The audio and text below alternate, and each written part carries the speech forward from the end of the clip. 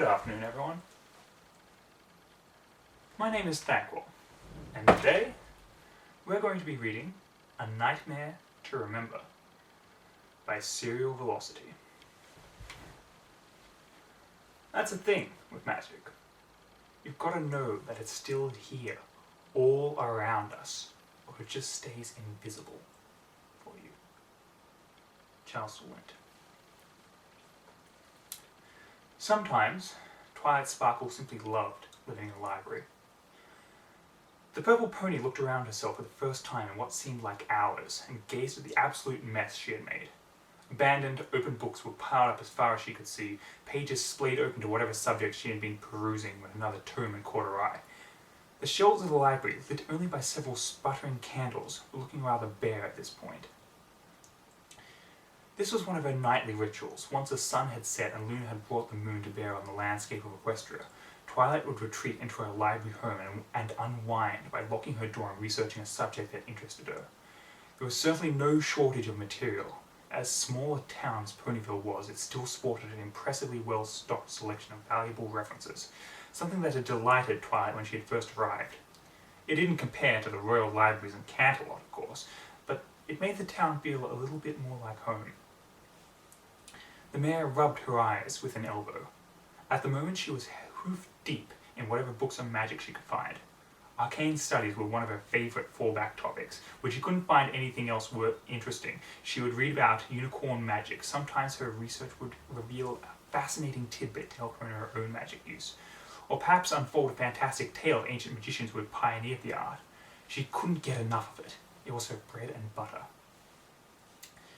The book currently occupying her attention was written in several languages, including some she didn't recognize, but that didn't stop her from trying to decipher it.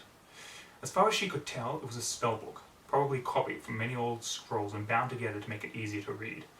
The worn leather cover was plain and black, with a gold leaf trim, and there was no title or other identifying information on the spine. She had fallen in love with the book as soon as she had found it in the endless stacks. It had a mysterious air about it, as if she were holding something extremely powerful. It even smelled good.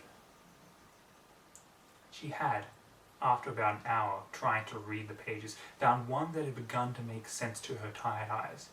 It was definitely a page for a spell, but she couldn't make out the title of it, and, unlike some of the others, there was no illustration. The procedure for casting it was also extremely long and mostly incomprehensible. The one thing on the page that she did understand, and the part that captured her attention the most, was the spell's result. It read, "Energies alternate and barriers are demolished. Living substances rendered inconsequential. All besides is ravished by the forces seemingly extra-dimensional and corporeally unknowable. Transposing the spell leaves the caster a silent and solitary witness to forever." Twilight's heart pounded as she read the passage over and over, her imagination playing over what an event would look like. Surely this spell would require a magician of great power to perform. She toyed with the idea of trying the incantation blindly, but she stopped herself almost immediately. Such a thing was surely out of her abilities, and yet she couldn't stop staring at the page, looking at the symbols of the ancient text and letting her mind's eye run wild. So enthralled she had been with the page that she hadn't noticed how late it had become. Her candles had snuffed themselves out one by one as she read, and she was surprised when the last one went out, leaving her in total darkness, unable to see the book. She blinked a few times, and magically lit one of her lanterns. Maybe that was her cue to get some sleep. She got up from her sitting position, stretched her legs, and started to head in the direction of her bed. She stopped, and looked at the open book on the floor, seemingly nestled in amongst the countless other volumes. It seemed to stare back at her, inviting her to read more. After a moment, she decided to keep it where it was. "In the morning," she said to herself, "I will try and figure that spell out."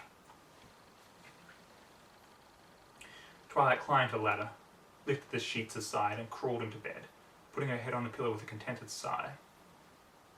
Despite her mind still running wild with possibilities, she was asleep instantly.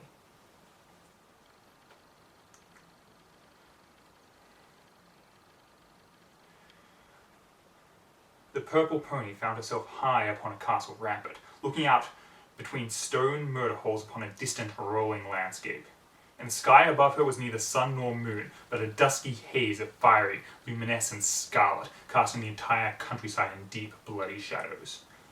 Far in the distance, as far as she could see, Twilight saw equine figures dressed in silver, glimmering armor, wielding steel lances and shields, doing battle against black, amorphous shapes that could only be said to vaguely resemble horses.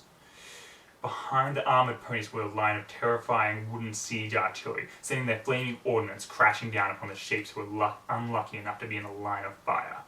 Beside the siege weapons were lines of pony sharpshooters, each wearing saddle-mounted archery equipment. They fired into the line of shapes with the larger missiles behind them.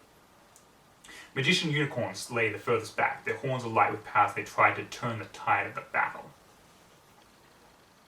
Besides Twilight, similarly equipped archery ponies were firing from the ramparts onto the battle below, trying to support the armoured troops, seemingly oblivious to her presence. Despite their best efforts, a line of black shapes was slowly beating back the infantry and were advancing towards the artillery line, growing ever closer to the castle walls. Where am I? What is this? Twilight could only watch in horror the scene before her, and did not notice at first when two ponies galloped to her side and yelled her name over the din of the battle. She turned to see Applejack and Fluttershy, both wearing similar armour, though theirs was scratched and dented and stained with what looked like blood. One of Fluttershy's wings was torn and held close to her side. "Twilight!" Applejack yelled, panting. Her voice seemed oddly muffled. "We're out of time! You need to use it!" "Use what?" "I don't know what you're talking about." "You're hurt. What happened?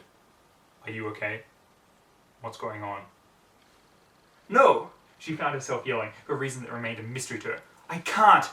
Her vision flashed, blurred, the very sound around her skipped a beat, and when she opened her eyes, before her stood two new ponies, Rarity and Pinkie Pie, wearing the same armour and sporting the same horrific injuries as the other two.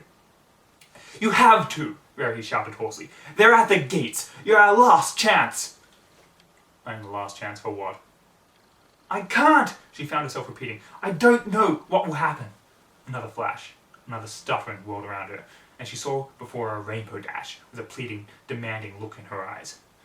"Then we're all going to die!" "Well, some pony, please, tell me what's going on."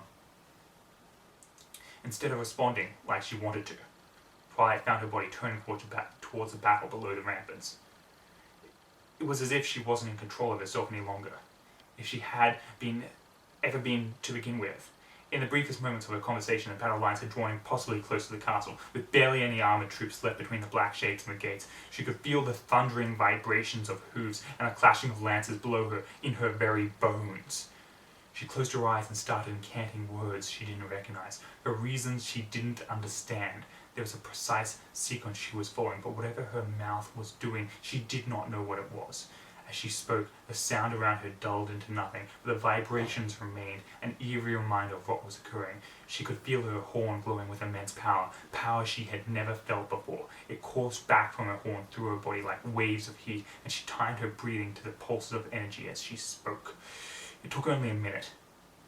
As she spoke the last words, the vibration ceased. The sound which had long hinted at leaving came to an end as well. The world became silent and still around her, and the only thing she could hear was her own breathing.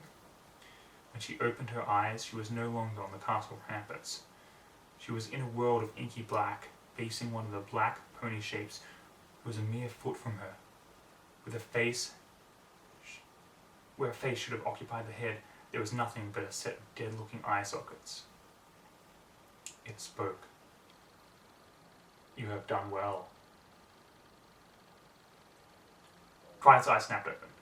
She heaved a deep breath, but instantly recognized the library ceiling. She looked around herself, head whipping in all directions, eyes wide, heart beating like a jackhammer. The room was quiet, and it was still dark outside. It took several minutes of tense observation to convince herself that everything was okay. She swallowed, allowing herself to breathe normally. A dream. A nightmare. Once she knew she was safe, she moved with purpose. She lit one of her candles and levitated it, and climbed back down her ladder. She quickly located the spell book she had left in the opening in the middle of her pile.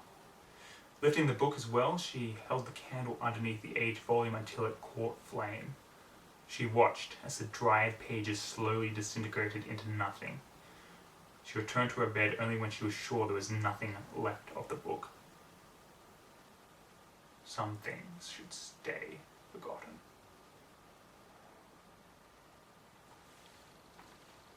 That was part 1.